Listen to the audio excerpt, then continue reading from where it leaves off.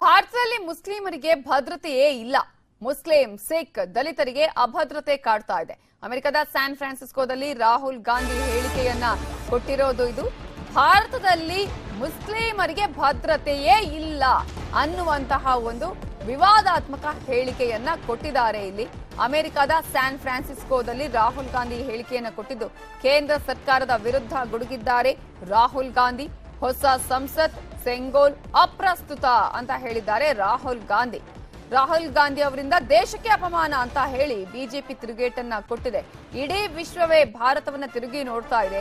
ಇಡೀ ವಿಶ್ವವೇ ಭಾರತವನ್ನ ಕೊಂಡಾಡ್ತಾ ಇದೆ. ಇಂತಹ ಸಂದರ್ಭದಲ್ಲಿ ರಾಹುಲ್ ಗಾಂಧಿ ಅವರು ಈ ರೀತಿಯ ಹೇಳಿಕೆ ಕೊಟ್ಟಿರೋದು ಅವಮಾನಕರ ಅಂತ ಹೇಳಿ ಬಿಜೆಪಿ ತಿರುಗೇಟನ್ನ ಕೊಟ್ಟಿದ್ದು 1980ರ ಅವಧಿಯಲ್ಲಿ ದಲಿತರಿಗೆ ದೇಶದಲ್ಲಿ ಏನಾಗ್ತಿತ್ತು ಅದು ಈಗ ಮುಸ್ಲಿಮರಿಗೆ ಆಗ್ತಿದೆ.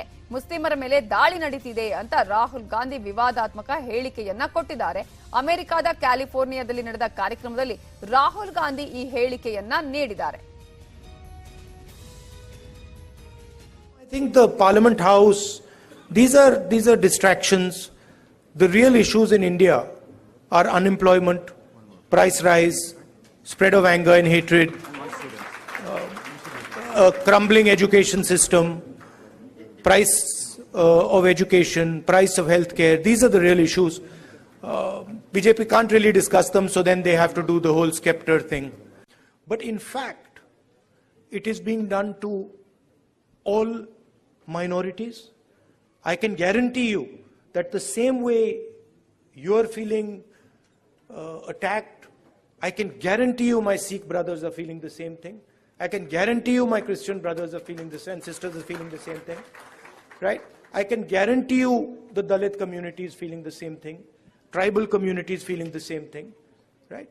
In fact, anybody who is poor in India today, right, when he looks at the extreme wealth that a limited number of people have, in some way he feels the same thing that you feel, that what is going on?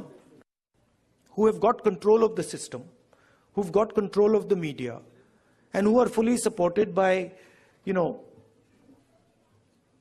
big money, right? But this is not the large mass of Indian people.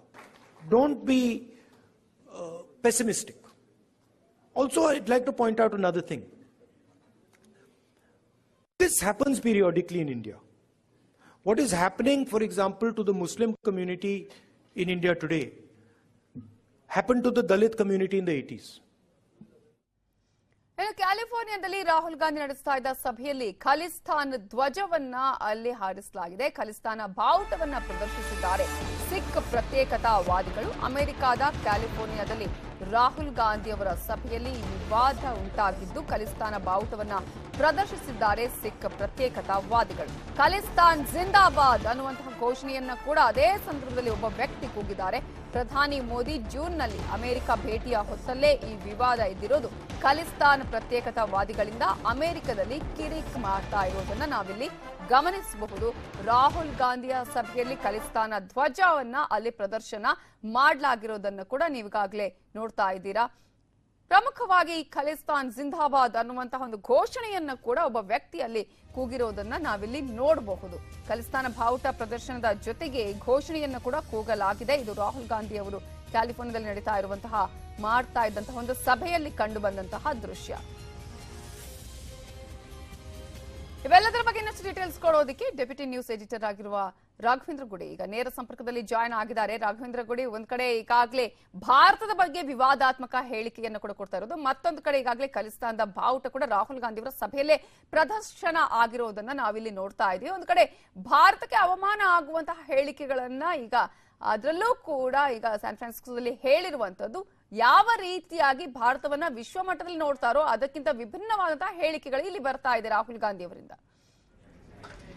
Navita, ಮುಂದಿನ ತಿಂಗಳು ಅಂದ್ರೆ ಇದೇ June ನಲ್ಲಿ ಪ್ರಧಾನಮಂತ್ರಿ ನರೇಂದ್ರ ಮೋದಿ ಅವರು ಅಮೆರಿಕಕ್ಕೆ white house ನ invite ಮೇಲೆ ಸ್ಟೇಟ್ ಗೆಸ್ಟ್ ಆಗಿ ಹೋಗ್ತಾ ಇದ್ದಾರೆ. ಅದಕ್ಕೂ ಮುಂಚಿತವಾಗಿ 10 ದಿನಗಳ ಕಾಲ ರಾಹುಲ್ ಗಾಂಧಿ ಅವರು ಈಗ ಭೇಟಿಯನ್ನ ಕೊಟ್ಟಿದ್ದಾರೆ. ಅಲ್ಲಿ ವಿವಿಧ ಸಭೆಗಳನ್ನ ಉದ್ದೇಶಿಸಿ ಮಾತನಾಡ್ತಾ ಇದ್ದಾರೆ. ಇವತ್ತು ಅವರು ಅಲ್ಲಿ ಸ್ಯಾನ್ ಫ್ರಾನ್ಸಿಸ್ಕೋದಲ್ಲಿ ಮೊಹಬ್ಬತ್ ಕಾ ದುಕಾನ್ ಅಂದ್ರೆ ಪ್ರೀತಿಯ ಅಂಗಡಿ ಅಂತಕ್ಕಂಥ ಒಂದು ಕಾರ್ಯಕ್ರಮದಲ್ಲಿ ಭಾಗವಹಿಸಿದ್ರು. ಆ ಸಂದರ್ಭದಲ್ಲಿ ಈ ರೀತಿಯಾಗಿರ್ತಕ್ಕಂಥ ಘಟನೆಗಳು ನಡೆದಿರುವಂತದ್ದು. ಒಂದು ಸ್ಪಷ್ಟವಾದಂತಹ ವಿಚಾರವನ್ನ ಇಲ್ಲಿ ತಿಳಿದುಕೊಳ್ಳೋದೇನೆಂದ್ರೆ, ಆ ಸಭೆಯಲ್ಲಿ ಖಾಲಿಸ್ತಾನ್ ಧ್ವಜ ಹಾರಿಸೋದಕ್ಕಾಗ್ಲಿ ರಾಹುಲ್ ರಾಹುಲ್ ಗಾಂಧಿ ಅವರಿಗಾಗ್ಲಿ ಯಾವುದೇ ರೀತಿ ಸಂಬಂಧ ಇಲ್ಲ. ಸಿಖ್ ಪ್ರತ್ಯೇಕತಾವಾದಿಗಳು, ಸಿಖ್ ಉಗ್ರವಾದಿಗಳು ಭಾರತದ ಯಾವುದೇ ಕಾರ್ಯಕ್ರಮಗಳು ನಡೆದಂತ ಸಂದರ್ಭದಲ್ಲೂ ಈ ರೀತಿಯಾಗಿರ್ತಕ್ಕಂಥ ಒಂದು ಧ್ವಜವನ್ನ ಪ್ರದರ್ಶನ ಮಾಡುವಂತದ್ದು, ಭಾರತ ವಿರೋಧಿ ಘೋಷಣೆಗಳನ್ನ ಕೂಗುವಂತದ್ದನ್ನ ಮಾಡ್ತಾ ಇದ್ದಾರೆ. ಇದನ್ನು ಕೂಡ ಒಬ್ಬ ಪ್ರತ್ಯೇಕತಾವಾದಿ ಮತ್ತೆ ಟೆರರಿಸ್ಟ್ ಆಗಿರ್ತಕ್ಕಂಥ ಪನ್ನು ಅಂತಕ್ಕಂಥ ವ್ಯಕ್ತಿ ತನ್ನ ಟ್ವೀಟ್ ನಲ್ಲಿ ಮಾಡಿದ್ದಾನೆ. ಕೇವಲ ರಾಹುಲ್ ಗಾಂಧಿ ಅವರಿಗೆ ಮಾತ್ರ ಅಲ್ಲ, ರಾಹುಲ್ ಗಾಂಧಿ ಅವರು ಎಲ್ಲೆಲ್ಲಾ ಭೇಟಿಯನ್ನ ಕೊಡ್ತಾರೆ ಈ ಸಿಖ್ ವಿರೋಧಿ ಮನಸ್ಥಿತಿಯ ಈ ಕಾಂಗ್ರೆಸ್ ಪಕ್ಷದ ನಾಯಕರಾಗಿರ್ತಕ್ಕಂಥ ರಾಹುಲ್ ಗಾಂಧಿ. ಯಾಕಂದ್ರೆ 1984ರ ಸಿಖ್ ನರಮೇಧ ಏನಾಯ್ತಲ್ಲ ಅದನ್ನ ಕೂಡ ಉಲ್ಲೇಖವನ್ನ ಈ ಒಂದು ಪ್ರತ್ಯೇಕತಾವಾದಿಗಳು ಮಾಡಿದ್ದಾರೆ. ಹೀಗಾಗಿ ನಾವು ರಾಹುಲ್ ಗಾಂಧಿ ಅವರ ಕಾರ್ಯಕ್ರಮದಲ್ಲಿ ಇದೇ ರೀತಿಯಾಗಿರ್ತಕ್ಕಂಥ ಅಡೆತಡೆಯನ್ನು ಉಂಟು ಮಾಡ್ತೀವಿ. ಅಷ್ಟೇ ಅಲ್ಲ, ಮೋದಿ ಭೇಟಿ ಕೊಡ್ತಾರಲ್ಲ, ಮೋದಿ ಕಾರ್ಯಕ್ರಮವನ್ನು ಇದೇ ರೀತಿಯಾಗಿ ನಾವು ಅಡೆತಡೆಯನ್ನು ಉಂಟು ಮಾಡ್ತೀವಿ, ಅದನ್ನು ಕೂಡ ನಾವು ಆ ಕಾರ್ಯಕ್ರಮಕ್ಕೂ ಕೂಡ ನಷ್ಟವನ್ನ ಉಂಟು ಮಾಡ್ತೀವಿ ಅಂತೇಳಿ ಸ್ಪಷ್ಟವಾದಂತಹ ಹೇಳಿಕೆಗಳನ್ನ ಕೊಡ್ತಾ ಇದ್ದಾರೆ. ಹೀಗಾಗಿ ಸದ್ಯಕ್ಕೆ ಈ ಒಂದು ಘಟನೆ ನಡೆದಿರೋದಕ್ಕೆ ನೇರವಾದಂತಹ ಹೊಣೆಯನ್ನ ಅಮೆರಿಕದ ಭದ್ರತಾ ಪಡೆಗಳೇ ಬರಬೇಕಾಗುತ್ತೆ. ಯಾಕಂದ್ರೆ ಅಂತ ವ್ಯಕ್ತಿಗಳು ಒಳಗಡೆ ಹೇಗ್ ಬಂದ್ರು, ಆ ಧ್ವಜ ಹೇಗ್ ಬಂತು, ಇವೆಲ್ಲ ಕೂಡ ಈಗ ಸಾಕಷ್ಟು ಚರ್ಚೆಗಳಿಗೆ ಈಡಾಗ್ತಾ ಇದಾವೆ. ಇನ್ನ ಮತ್ತೊಂದು ವಿಷಯ, ಇವತ್ತು ರಾಹುಲ್ ಗಾಂಧಿ ಅವರು ಮಾತನಾಡಿದಂತ ವಿಷಯಗಳನ್ನ ನಾವು ತಿಳಿದುಕೊಳ್ಳೋದಾದ್ರೆ, ಮೊದಲನೇದಾಗಿ ಅಲ್ಲಿರ್ತಕ್ಕಂಥ ಒಂದು ಮುಸ್ಲಿಂ ಕಮಿಟಿಯವರು ಪ್ರಶ್ನೆಯನ್ನ ಕೇಳ್ತಾರೆ. ಏನಂದ್ರೆ ಭಾರತದಲ್ಲಿ ಒಂದು ಮುಸ್ಲಿಮರ ಮೇಲೆ ದಬ್ಬಾಳಿಕೆ ನಡೀತಾ ಇದೆ, ಅಲ್ಲಿ ಅವರನ್ನ ಹತ್ತಿಕ್ಕುವಂತ ಪ್ರಯತ್ನಗಳು ನಡೀತಾ ಇದಾವೆ, ಇದಕ್ಕೆ ನೀವೇನ್ ಹೇಳ್ತೀರಿ ಅಂತ.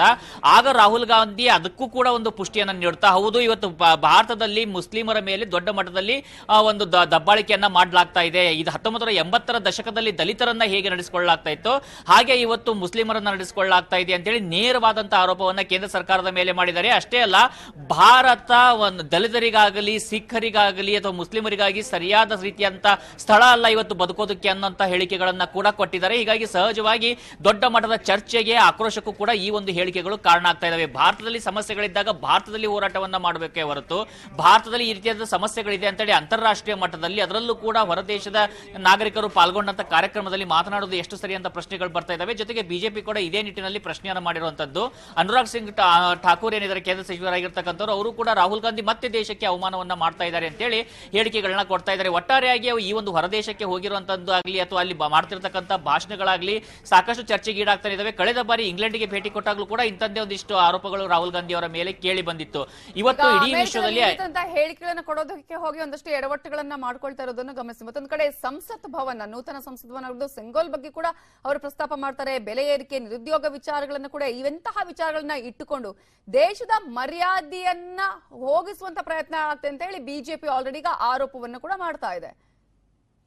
ನವಿತಾ, ಈಗ ರಾಹುಲ್ ಗಾಂಧಿ ಅವರು ಪ್ರಶ್ನೆ ಮಾಡಿರುವಂತಹ ಕೆಲವು ಅಂಶಗಳಿರ್ಬೋದು, ಈಗ ನಿರುದ್ಯೋಗ ಸಮಸ್ಯೆಗಳಿರ್ಬೋದು, ಬೆಲೆ ಏರಿಕೆ ಸಮಸ್ಯೆಗಳಿರ್ಬೋದು, ಅದನ್ನ ಭಾರತದಲ್ಲಿ ಮಾತನಾಡಬೇಕು, ಹೊರದೇಶದಲ್ಲಿ ಮಾತನಾಡಬಾರದು ಅಂತ ಯಾವುದೇ ರೀತಿಯಾಗಿರ್ತಕ್ಕಂಥ ರೂಲ್ಸ್ಗಳಿಲ್ಲ. ಆದ್ರೆ ಮಾತನಾಡುವಂತ ವಿಷಯಗಳಲ್ಲಿ ಇರ್ತಕ್ಕಂಥ ಸೆನ್ಸಿಟಿವ್ ಭಾಗಗಳೇನಿದಾವೆ, ಅದರಲ್ಲೂ ಈಗ ಹಿಂದೂ ಮುಸ್ಲಿಂ ವಿಚಾರಗಳಿರ್ಬೋದು, ಸಿಖ್ ವಿಚಾರಗಳಿರ್ಬೋದು, ಅಥವಾ ದಲಿತ ವಿಚಾರಗಳಿರ್ಬೋದು, ಹೀಗೆ ವಿಭಿನ್ನವಾಗಿರ್ತಕ್ಕಂಥ ವಿಚಾರಗಳನ್ನ ಮಾತನಾಡುವಂತ ಸಮಯದಲ್ಲಿ ಯಾವ ವಿಷಯಗಳನ್ನ ಎಲ್ಲಿ ಪ್ರಸ್ತಾಪವನ್ನ ಮಾಡ್ತೀವಿ, ಅದರ ರಿಪರ್ಕೇಷನ್ಸ್ ಏನಾಗುತ್ತೆ ಅಂತಾರಾಷ್ಟ್ರೀಯ ಮಟ್ಟದಲ್ಲಿ ಅಂತ ಕೂಡ ನಾವು ಸಾಕಷ್ಟು ಗಮನವನ್ನ ಹರಿಸಬೇಕಾಗುತ್ತೆ. ಯಾಕಂದ್ರೆ ಇವತ್ತು ಭಾರತಕ್ಕೆ ಅತಿ ಹೆಚ್ಚು FDI ಬರ್ತಾ ಇದೆ. ಅದರಲ್ಲೂ ನಾವು ನೋಡ್ತಾ ಇದ್ವಿ, ಬೆಂಗಳೂರು ಅತಿ ಹೆಚ್ಚು FDI ಅನ್ನು ಪಡೆದುಕೊಳ್ತಾ ಇದೆ. ಫಾರಿನ್ ಡೈರೆಕ್ಟ್ ಇನ್ವೆಸ್ಟ್ಮೆಂಟ್ ಭಾರತಕ್ಕೆ ಬರ್ತಿರುವಂತದ್ದು, ಸ್ಟಾರ್ಟ್ಅಪ್ ಇಲ್ಲಿ ಕಲ್ಚರ್ ಉಂಟಾಗ್ತಿರುವಂತದ್ದು, ಬೇರೆ ಬೇರೆ ಕಂಪನಿಗಳು ಇಲ್ಲಿ ಹೂಡಿಕೆಗಳನ್ನ ಮಾಡ್ತಾ ಇರುವಂತದ್ದು, ಚೈನಾಗೆ ಪರ್ಯಾಯವಾಗಿ ಭಾರತ ದೇಶದಲ್ಲಿ ಹೂಡಿಕೆ ಮಾಡೋದಕ್ಕೆ ದೊಡ್ಡ ಮಟ್ಟದಲ್ಲಿ ಮುಂದಾಗ್ತಾ ಇದಾವೆ. ಇಂಥ ಸಮಯದಲ್ಲಿ ಭಾರತದಲ್ಲಿ ಎಲ್ಲವೂ ಸರಿ ಇಲ್ಲ, ಅಲ್ಲಿ ಕಮ್ಯುನಲ್ ದಂಗೆಗಳಾಗ್ತಾ ಇದಾವೆ, ಕಮ್ಯುನಲ್ ಕ್ಲಾಶಸ್ಗಳಾಗ್ತಾ ಇದಾವೆ ಅಂತಕ್ಕಂಥ ಒಂದು ಇಮೇಜ್ ಬಿಲ್ಡ್ ಮಾಡೋದಕ್ಕೆ ಅಥವಾ ಅದನ್ನ ಪ್ರೊಪಗೇಟ್ ಮಾಡೋದಕ್ಕೆ ಮುಂದಾದಾಗ ಸಹಜವಾಗಿ ದೇಶಕ್ಕೆ ಅದರಿಂದ ನಷ್ಟ ಆಗುತ್ತೆ ಹೊರತು ಯಾವುದೇ ಪಕ್ಷಗಳಿಗೆ ನಷ್ಟ ಆಗೋದಿಲ್ಲ. ಹೀಗಾಗಿ ಪಕ್ಷಗಳನ್ನ ಟಾರ್ಗೆಟ್ ಮಾಡೋದಾಗ್ಲಿ ಅಥವಾ ಆಡಳಿತಾತ್ಮಕ ವಿಷಯಗಳನ್ನ ಟಾರ್ಗೆಟ್ ಮಾಡೋದಾಗ್ಲಿ ಸಮಸ್ಯೆ ಆಗೋದಿಲ್ಲ. ಬದಲಾಗಿ ಈ ರೀತಿಯಾದಂತಹ ವಿಷಯಗಳನ್ನ ಪ್ರಸ್ತಾಪ ಮಾಡಿದಾಗ